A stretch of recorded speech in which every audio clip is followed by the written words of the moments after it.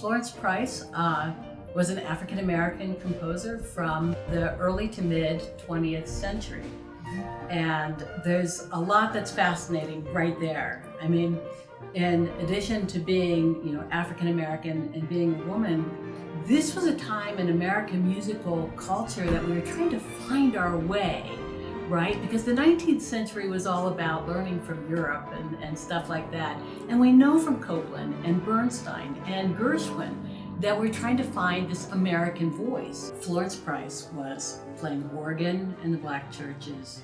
When she went to New England Conservatory at the age of 15, she took in everything that Boston had to offer, majoring in organ and piano and hearing concerts of the Boston Symphony and all the great artists coming through there, and studying composition with George Chadwick, early American composer who was really working on our voice. So Dvorak in the mid 1890s comes to America, teaches at the National Conservatory of Music in New York City. Dvorak learned a great deal about the spirituals and music of the African American culture, and he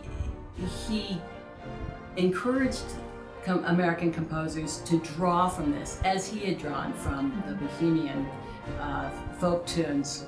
And Florence Price is coming into Boston right on the heels of that. She's studying there from 1902 to 1906, something like that. And this is what the composers, the faculty were doing. She, along with William Grant Still, William Dawson, they're drawing from that tradition in a big way. Now we know about Gershwin and Rhapsody Blue and American in Paris and stuff like that.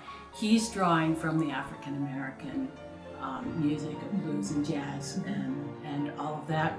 And then later Copland and Bernstein do the same thing.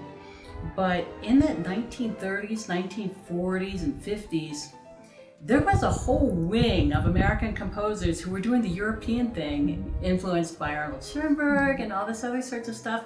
And it's perfectly fine music.